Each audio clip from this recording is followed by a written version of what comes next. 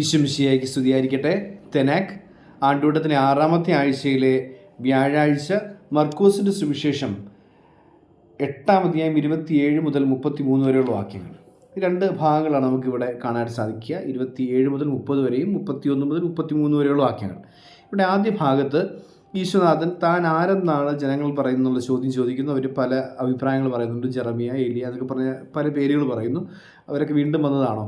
അപ്പോൾ ഈശോ വീണ്ടും ചോദിക്കും, ഞാൻ ആരെന്നാണ് നിങ്ങൾ പറയുന്നത്? അപ്പോൾ പത്രോസ് എല്ലാവർക്കും വേണ്ടി മറുപടി പറയുകയാണ്, നീ ക്രിസ്തുവാണ്.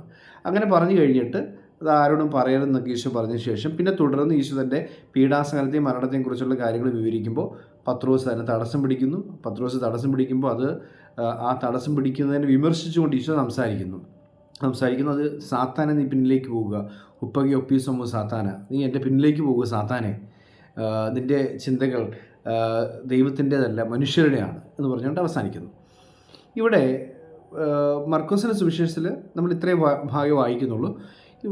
നമ്മൾ മറ്റ് സുവിശേഷങ്ങൾ വായിക്കുമ്പോൾ അവിടെ വിശദമായിട്ട് നമുക്ക് കാണാൻ സാധിക്കുക.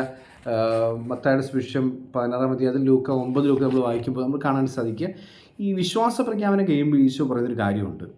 മാംസരക്തങ്ങളല്ല പത്രോസ് നിന്നെക്കൊണ്ട് ഇത് പറയിച്ചത്, ശിമയോനെ നിന്നെക്കൊണ്ട് ഇത് പറയിച്ചത്, എൻ്റെ സ്വർഗ്ഗസ്ഥനായ പിതാവാണ് നിന്നെക്കൊണ്ട് ഇത് പറയിച്ചത്. അപ്പോൾ നിൻ്റെ മാംസവും രക്തത്തിൽ നിന്ന് വരുന്നൊരു ഉത്തരവല്ലത്, നിനക്ക് കിട്ടിയ വെളിപാടിലൂടെ നീ പറയുന്ന ഉത്തരവാണ്. ഇങ്ങനെ പറയുന്നുണ്ട്. കുറച്ച് കഴിയുമ്പോൾ പീഡാസഹനവും മരണമൊക്കെ പറഞ്ഞു കഴിയുമ്പോഴത്തേക്ക് നിനക്കിത് സംഭവിക്കാതിരിക്കട്ടെ എന്ന് പത്രോസ് പറയുന്നു.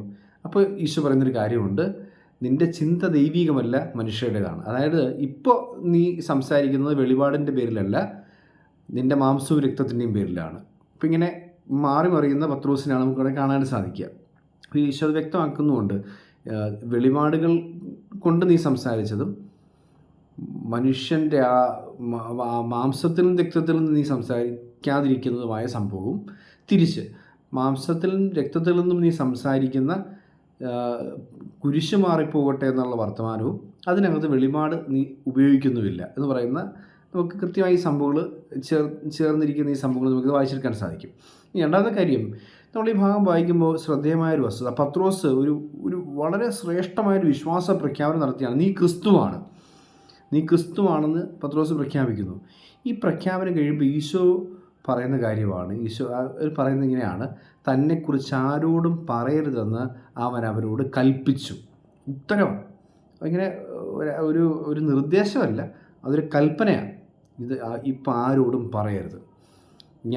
നീ ക്രിസ്തുവാണ് എന്ന കാര്യം, പക്ഷേ ക്രിസ്തുവാണെന്ന കാര്യം നിങ്ങൾ ഇപ്പം ആരോടും പറയരുത്. എന്തായിരിക്കും ഇതിൻ്റെ കാരണം? നമ്മൾ ചിന്തിക്കുകയാണെങ്കിൽ, കേൾക്കാൻ പോകുന്ന മനുഷ്യർ എങ്ങനെ എടുക്കുന്നു എന്നുള്ളത് അല്ല ഇതിൻ്റെ കാരണം. പറയാൻ പോകുന്നവൻ എങ്ങനെ പറയുന്നു എന്നതാണ് ഇതിൻ്റെ പ്രശ്നം. അതായത് പത്രോസ് പറയുകയാണ്, നീ ക്രിസ്തുവാണെന്ന് പത്രോസ് പറഞ്ഞു കഴിഞ്ഞു. അത് ഒരു ദൈവിക വെളിപാടനുസരിച്ച് പറഞ്ഞിരിക്കുക. പക്ഷേ ഏതു തരം ക്രിസ്തു ആണ് എന്ന് ഇവർ പറയേണ്ടതായിട്ടുണ്ട്. അതിന് ഇവർ പരുവപ്പെട്ടിട്ടില്ല. ഈ 12 പേർക്ക് അറിയാം ഇത് ക്രിസ്തുവാണെന്ന് പത്രോസ് പറഞ്ഞു കഴിഞ്ഞു. പക്ഷേ ഏത് തരം ക്രിസ്തുവാണെന്ന് ഇവർക്ക് അറിഞ്ഞുകൂടാ. അപ്പോൾ ഇവർ പറയുന്നത് മാറിപ്പോകാനുള്ള സാധ്യതയുണ്ട്. കേൾക്കുന്നവൻ്റെ പ്രശ്നമല്ല, കേൾക്കുന്നവർ ഇതെങ്ങനെ സ്വീകരിക്കുന്നുള്ളതല്ല. കേൾക്കുന്നവൻ പറയുന്നത് ഇവർ പറയുന്നതനുസരിച്ച് സ്വീകരിക്കാൻ പറ്റുള്ളൂ. പക്ഷേ ഈ പറയാൻ പോകുന്ന ഈ 12 പേർക്കും ഈ യേശു ക്രിസ്തുവാണെന്നറിയാം, പക്ഷേ ഏത് തരം ക്രിസ്തുവാണെന്ന് അറിയില്ല.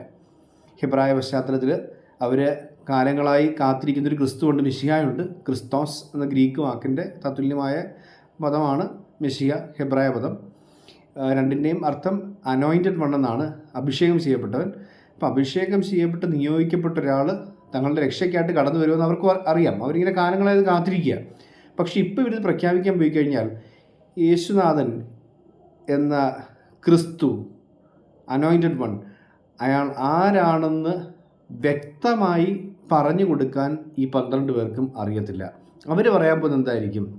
അവർ പറയാൻ പോകുന്ന ഈ കാലങ്ങളെ കാത്തിരുന്നതനുസരിച്ച് റോമൻ ഭരണകൂടത്തിൻ്റെ ആ ഒരു അധീശത്വത്തിൽ നിന്നും ഈ ഇസ്രായേൽ ജനത്തെ മോചിപ്പിക്കാൻ വേണ്ടി വന്നിരിക്കുന്ന ഒരു രക്ഷകൻ. അയാൾ നൽകാൻ പോകുന്നതൊക്കെ സമൃദ്ധിയാണ്, പ്രോസ്പെറിറ്റി ഗോസ്പലായിട്ട് ഇത് മാറാൻ സാധ്യതയുണ്ട്. ഇങ്ങനെ സമൃദ്ധി നൽകാൻ പോവുകയാണ്. അയാൾ ഈ രോഗശാന്തി നൽകുന്നുണ്ട്, അപ്പം വർദ്ധിപ്പിച്ച് നൽകുന്നുണ്ട്. അതൊക്കെയാണ് പ്രധാനപ്പെട്ട കാര്യം. അപ്പം വർദ്ധിപ്പിച്ച് നൽകുന്നുണ്ട്.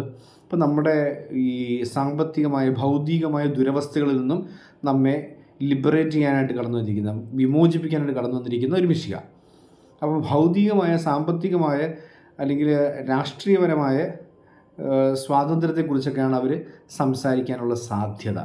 അപ്പോൾ ഈശോ പറയുകയാണ്, തന്നെക്കുറിച്ച് ആരോടും പറയരുത്, അവരോട് കൽപ്പിച്ചു എന്ന് പറയുന്നത്. കാരണം ഇപ്പം നിങ്ങൾ പറഞ്ഞ നിങ്ങളുടെ ബോധ്യം വളരെ പാർഷ്യലായിട്ടുള്ളൊരു ബോധ്യമാണ്, വളരെ പെരിഫറലായിട്ടുള്ള, ഇങ്ങനെ മേൽത്തട്ടിലുള്ള അല്ലെങ്കിൽ വളരെ കുറച്ച് കാര്യങ്ങൾ മാത്രമേ നിങ്ങൾക്ക് എന്നെക്കുറിച്ച് അറിയാവുള്ളൂ. അത് നിങ്ങൾ പറയാൻ പോയി കഴിഞ്ഞാൽ ജനത്തെ നിങ്ങൾ വഴിതെറ്റിക്കുന്ന കണക്കായി പോകും. അതല്ല നിങ്ങൾ പറയേണ്ടത്. നിങ്ങൾ പറയേണ്ട കാര്യങ്ങൾ ഇനി ഞാൻ അങ്ങോട്ട് പറയുന്ന കാര്യങ്ങളാണ്. മനുഷ്യപുത്രൻ മനുഷ്യപുത്രൻ നിയമജ്ഞരുടെയും പ്രധാന പുരോഹിതന്മാരും ശ്രേഷ്ഠന്മാരാലും തിരസ്കരിക്കപ്പെടും, വധിക്കപ്പെടും, 3 ദിവസങ്ങൾക്ക് ശേഷം ഉയർത്തെഴുന്നേൽക്കും. അവരുടെ മരണം, പീഡാസഹനം, ഉയർത്തെഴുന്നേൽപ്പ്, ഈ കാര്യങ്ങൾ ഞാൻ പറയുന്നു. ആ പറയുന്ന കാര്യങ്ങൾ നിങ്ങൾക്കിപ്പോൾ പറയാൻ പറ്റത്തില്ല, പ്രഘോഷണത്തിൽ കൂട്ടാൻ പറ്റത്തില്ല. കാരണം ഇതൊന്നും നിങ്ങൾ സാക്ഷ്യം വഹിച്ചിട്ടില്ല. എപ്പോഴാണോ ഞാൻ ഈ പീഡാസഹനങ്ങളിലൂടെ കടന്നു പോകുന്നത്, ഇതിൻ്റെ പരിസമാപ്തിയിൽ ഞാൻ കുരിശാരോഹണത്തിൽ ക്രൂശിതനായി അല്ലെങ്കിൽ ബലിയായി മാറുന്നത്, അതിനുശേഷം 3-ാം പക്കം ഉയർത്തെഴുന്നേൽക്കുന്നത്, ഇതൊക്കെ കണ്ടതിന് ശേഷം ഇതിൻ്റെ സാക്ഷികളായി നിങ്ങൾ പ്രഘോഷണം തുടങ്ങുമ്പോഴേ ക്രിസ്തു ആരെന്ന് വ്യക്തമായി പ്രഘോഷിക്കാൻ നിങ്ങൾക്ക് സാധിക്കുകയുള്ളൂ. അതുവരെ നിങ്ങൾക്കത് സാധിക്കത്തില്ല. അതുകൊണ്ട് ഇപ്പോൾ നിങ്ങൾ മിണ്ടണ്ട, ഇതെൻ്റെ കൽപ്പനയാണ്. ഇപ്പോൾ നിങ്ങൾ വാ തുറക്കാൻ പാടില്ല. ഈ തത്തുല്യമായ കൽപ്പന ഈശോ നടത്തിയിരിക്കുന്നത് സാത്താന്മാരോടാണ്. ഈ പിശാചുബാധയ്ക്ക് ഒഴിപ്പിക്കാൻ ചെല്ലുമ്പോഴത്തേക്ക് അവിടെ പറയും, നീ ദൈവത്തിൻ്റെ പരിശുദ്ധനാണ്, നീ മിശിഹായാണ് എന്നൊക്കെ പറഞ്ഞുകൊണ്ട് സാത്താൻ നിലവിളിക്കുമ്പോഴത്തേക്ക് മിണ്ടരുത്, ഒന്നും മിണ്ടാതെ അവനിൽ നിന്ന് നീ പുറത്തു വരിക എന്ന് പറഞ്ഞുകൊണ്ട് സാത്താനെ പുറത്താക്കും. കാരണം ഈ സാത്താൻ പറയാൻ പോകുന്ന ക്രിസ്തു എന്ന് പറയുന്നത് പ്രോസ്പെരിറ്റിയുടെ ക്രിസ്തുവാണ്, ഇങ്ങനെ സമൃദ്ധിയുടെ ക്രിസ്തുവാണ്. മനുഷ്യൻ കേൾക്കാൻ ആഗ്രഹിക്കുന്നത് സമൃദ്ധിയുടെ ക്രിസ്തുവിനെ കുറിച്ചാണ്, സമൃദ്ധി നൽകുന്ന ക്രിസ്തുവിനെ കുറിച്ചാണ്. ഭൗതികമായ സമൃദ്ധി നൽകുന്ന ക്രിസ്തുവിനെക്കുറിച്ച് പ്രഘോഷിക്കുന്നവനോടും ഈശോ പറയുകയാണ്, നീ സാത്താനാണ്. ഈ പ്രോസ്പെരിറ്റി ഗോസ്പൽ എന്നൊക്കെ പറഞ്ഞ് നമ്മൾ മലയാളം കേട്ടിട്ടുള്ള കാര്യമാണിത്. പ്രത്യേകിച്ച് പ്രൊട്ടസ്റ്റൻ്റ് പെന്തക്കോസ്റ്റ് സമൂഹങ്ങളൊക്കെ ആണ് ഇതിനെ ഹൈലൈറ്റ് ചെയ്ത് പറയുന്നത്. അതിൻ്റെ ഒരു ഡെപ്തില്ലാത്ത തിയോളജിയുടെ പേരിലൊക്കെ അവരിങ്ങനെ പെരിഫറലായിട്ട് പറഞ്ഞുകൊണ്ടിരിക്കുക. മരണാനന്തര ജീവിതത്തെക്കുറിച്ചോ നിത്യജീവനെക്കുറിച്ചോ ഒന്നും അവർ പറയുന്നില്ല. അവർ പറഞ്ഞുകൊണ്ടിരിക്കുന്ന ഈ ഭൂമിയിൽ നേടിയെടുക്കാൻ പറ്റുന്ന സൗഭാഗ്യങ്ങളെക്കുറിച്ച് മാത്രമാണ്. പക്ഷേ ഈശോ ആ സൗഭാഗ്യങ്ങൾ നൽകാനായിട്ട് വന്നിരിക്കുന്നത് ക്രിസ്തുവല്ല. പകരം ഈ ജീവിതാനന്തരം പ്രവേശിക്കാനിരിക്കുന്ന നിത്യജീവനിലെ സമൃദ്ധിയെക്കുറിച്ച് സംസാരിക്കാനായിട്ടാണ് ഈശോ വന്നിരിക്കുന്നത്. അതാണ് ഈശോ പഠിപ്പിക്കുന്നത്. അപ്പം അതുകൊണ്ടാണ് ഈ ക്രിസ്തു പീഡാസഹനത്തിലൂടെ കടന്നു പോകുന്നു പോലും. അല്ലെങ്കിൽ ക്രിസ്തു അവർ പ്രതീക്ഷിക്കുന്ന രാജാവിനെ പോലെ യുദ്ധം ചെയ്ത് വിജയശ്രീലാളിതനായി റോമൻ ഭരണകൂടത്തെ അട്ടിമറിച്ച് ഇസ്രായേലിയരുടെ രാജാവായി നിലനിന്നുകൊണ്ട്, അല്ലെങ്കിൽ ജൂതന്മാരുടെ രാജാവായി നിലനിന്നുകൊണ്ട് ഒരു ഭരണം കാഴ്ചവെക്കുന്ന ഒരു രാജാവായി മാറേണ്ടതാണ്. അതാണ് അവരെ എക്സ്പെക്റ്റ് ചെയ്യുന്നത്, ഒരു പ്രതീക്ഷിച്ചുകൊണ്ടിരിക്കുന്നതാണ്. ആ ഒരു പ്രതീക്ഷയൊക്കെ നശിക്കുമ്പോഴാണ് യൂദാസി 30 വെള്ളിക്കാശിന് ഈശോ വിൽക്കുന്ന പോലും, ഒറ്റുകൊടുക്കുന്ന പോലും. അത് നമുക്ക് മനസ്സിലാക്കാൻ സാധിക്കും. ഇവിടെ ഈശോ പത്രോസിനോട് പറയുന്ന വാക്കിത് എപ്പിത്തിമാവു എന്ന് പറയപ്പെടുന്ന വാക്ക്, നമ്മളത് നോക്കുകയാണെങ്കിൽ ഈ വാക്ക് യഥാർത്ഥത്തിൽ ഈശോ ശിമോനോട് പറയുകയാണ്, മിണ്ടരുത് എന്ന് പറയുന്നൊരു കാര്യം. തന്നെക്കുറിച്ച് ആരോടും പറയരുതെന്ന് അവൻ അവരോട് കൽപ്പിച്ചു എന്ന് പറയുന്നതിന് ഉപയോഗിച്ചിരിക്കുന്ന ശാസിച്ചു, പിശാചുക്കളെ ശാസിക്കുന്നതിന് ഉപയോഗിക്കുന്ന പദമാണ് എപ്പിത്തിമാവു എന്ന് പറയപ്പെടുന്ന പദം. ഈ എന്ന പദം ഉപയോഗിച്ച് യേശു ഇവിടെ ശിഷ്യരെ നിശബ്ദരാക്കുന്നു എന്നാണ് പറയുന്നത്. അപ്പോൾ ഇതേ വാക്ക് ഇവിടെ ഉപയോഗിച്ചിരിക്കുന്നത്. അതായത് എന്നെക്കുറിച്ച് ബോധ്യമില്ലാതെ നീ പ്രസംഗിക്കുകയാണെങ്കിൽ നീ പിശാചിന് സമനാണ്. അപ്പോൾ പിശാചിനോട് മിണ്ടാതിരിക്കാൻ പറഞ്ഞ അതേ വാക്ക് ഉപയോഗിച്ചുകൊണ്ട് ശിഷ്യന്മാരോട് ഈശോ പറയും എപ്പിത്തിമാവോ എന്ന് പറയപ്പെടുന്ന ആ രീതിയിലാണ് ഈശോ ഇവരോട് സംസാരിക്കുന്നത്. മിണ്ടരുത്, ഇപ്പം പറയാൻ നീ പരുവപ്പെട്ടിട്ടില്ല. ഇപ്പം നീ പ്രസംഗിച്ചാൽ എന്നെക്കുറിച്ച് പറയാൻ പോകുന്നതൊക്കെ സമൃദ്ധി വരുന്ന ക്രിസ്തുവിനെക്കുറിച്ച് മാത്രമാണ്. നമ്മൾ പലപ്പോഴും നമ്മുടെ ഒരു ദൗർഭാഗ്യം എന്ന് പറയുന്നത്, നമ്മളിങ്ങനെ പല ധ്യാനകേന്ദ്രങ്ങളും ഇപ്പോഴും പ്രസംഗിച്ചുകൊണ്ടിരിക്കുന്ന സമൃദ്ധിയെക്കുറിച്ചാണ്. ഒരു കൺവെൻഷൻ എങ്ങനെ ഉണ്ടായിരുന്നെന്ന് കഴിയുമ്പോഴത്തേക്ക് ചോദിക്കുമ്പം കൊള്ളാമായിരുന്നു, പക്ഷേ അത്ഭുതമൊന്നും നടന്നില്ല എന്ന് പറയുന്നതിനകത്ത് എല്ലാം തീർന്നു. അവിടെ എന്ത് വചനം പറഞ്ഞെന്നോ, എന്ത് പ്രഘോഷിക്കപ്പെട്ടെന്നോ, എന്ത് നിൻ്റെ ഹൃദയത്തെ സ്പർശിച്ചുവെന്നോ അവിടെ ചർച്ച ചെയ്യപ്പെടുന്നില്ല. അത്ഭുതം നടന്നോ ഇല്ലോ എന്ന് മാത്രമാണ് നമ്മുടെ ചർച്ച. അതിനെയാണ് ഈ സമൃദ്ധിയുടെ സുവിശേഷം എന്നൊക്കെ പറയുന്നത്. അവിടെ അപ്പോൾ ഈശോ പറയുകയാണ്, ആ ഒരു സുവിശേഷം അല്ല നിങ്ങളുടെ വായിൽ നിന്ന് പുറത്തേക്ക് വരേണ്ടത്. അതുകൊണ്ട് നിങ്ങളിപ്പോൾ അത് പറയാൻ പരുവപ്പെട്ടിട്ടില്ലാത്തതുകൊണ്ട് ഇപ്പം മിണ്ടരുത്.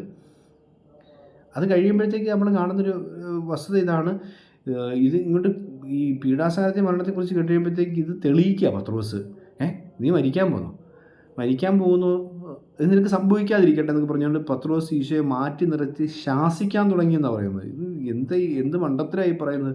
ഇങ്ങനെ മരിച്ചു കഴിഞ്ഞാൽ ഈ പറഞ്ഞ ഈ രീതിയിൽ ജൂതർ ഈ ജൂതന്മാർ മൊത്തം, അല്ലെങ്കിൽ ഈ തിരഞ്ഞെടുക്കപ്പെട്ട ജനം മൊത്തം കാത്തിരുന്ന രക്ഷകനായ രാജാവായി നീ മാറണ്ട. അതാണ് ക്രിസ്തു ഞങ്ങളെ സംബന്ധിച്ചിടത്തോളം. നീ മരിച്ചു കഴിഞ്ഞപ്പോൾ ഇതെങ്ങനെ സാധ്യമാകുന്നത്?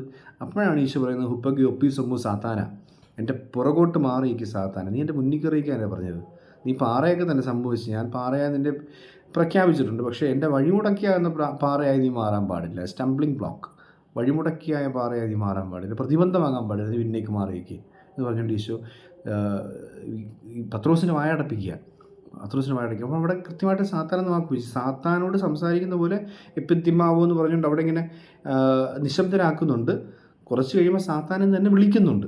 അപ്പോൾ ഇതിന് എന്താണ് നമ്മൾ മനസ്സിലാക്കേണ്ടതെന്ന് വെച്ച് കഴിഞ്ഞാൽ, ക്രിസ്തു ആരെന്ന ബോധ്യമില്ലാതെയുള്ള പ്രഘോഷണങ്ങൾ പോലും സാത്താന് തുല്യമെന്ന് ക്രിസ്തു പ്രഖ്യാപിക്കുന്നൊരു സുവിശേഷമായിട്ടാണ് നമ്മളെന്നെ കാണേണ്ടത്. അതായത് നിരന്തരം ഭൗതികതയെക്കുറിച്ച് മാത്രം ചർച്ച ചെയ്തുകൊണ്ടിരിക്കുന്ന, ആ ഒരു ലക്ഷ്യത്തിൽ മാത്രം മുന്നോട്ട് പോയിക്കൊണ്ടിരിക്കുന്ന സമർപ്പിതരാകട്ടെ, വിശ്വാസിയാകട്ടെ, ഇനി ആ ഒരു രീതിയിലുള്ള കാര്യങ്ങളെക്കുറിച്ച് മാത്രം പ്രസംഗിച്ചുകൊണ്ടിരിക്കുന്നൊരു പ്രഘോഷകനാകട്ടെ, ഇതെല്ലാം സാത്താന് തുല്യമാണ്. നമ്മൾ എപ്പോഴാണോ കുറേ കൂടി മനുഷ്യൻ്റെ നിത്യജീവനെക്കുറിച്ചുള്ള കാര്യങ്ങളെ ചർച്ച ചെയ്തു തുടങ്ങുന്നത്, അവൻ്റെ വേദനകൾ, അവൻ്റെ വേദനകളും അവൻ്റെ കഷ്ടപ്പാടുകളെയൊക്കെ മോചിപ്പിക്കുന്നതിനോടൊപ്പം അവന് ആ ഒരു നിത്യതയെക്കുറിച്ചുള്ള കാഴ്ചപ്പാട് കൂടി വേണം എന്ന് ഓർപ്പിക്കുന്ന ഒരു സുവിശേഷ ഭാഗം. അങ്ങനെയാണ് നമുക്ക് ഈ ഭാഗത്തെ കാണാൻ സാധിക്കും. ഇപ്പം ഇങ്ങനെ ഈശോ വ്യക്തമായിട്ടും ഈ 33-ാമത്തെ വാക്യം എത്തുമ്പോഴേ നമ്മൾ കാണുന്ന ഇതാണ്, യേശു പിന്നിലേക്ക് തിരിഞ്ഞു നോക്കിയപ്പോൾ ശിഷ്യന്മാർ നിൽക്കുന്നതായി കണ്ടു. പത്രോസെ ശാസിച്ചുകൊണ്ട് പറഞ്ഞു, സാത്താനെ, നീ എൻ്റെ പിന്നിലേക്ക് പോകൂ, നീ ചിന്തിക്കുന്നത് ദൈവത്തിൻ്റെ കാര്യങ്ങളല്ല, മനുഷ്യരുടെ കാര്യങ്ങളാണ്, പാടില്ല. ദൈവത്തിൻ്റെ കാര്യങ്ങളെക്കുറിച്ച് ചിന്തിച്ചു തുടങ്ങുക. മാംസരക്തങ്ങളല്ല നിൻ്റെ വിശ്വാസ പ്രഖ്യാപനത്തിന് ആധാരം, വെളിപാട്, നിനക്ക് കിട്ടിയ വെളിപാടാണ്. അങ്ങനെയെങ്കിൽ പിന്നെ ആ വെളിപാടനുസരിച്ച് തന്നെ നീ ചിന്തിച്ച് മുമ്പോട്ട് പോവുക.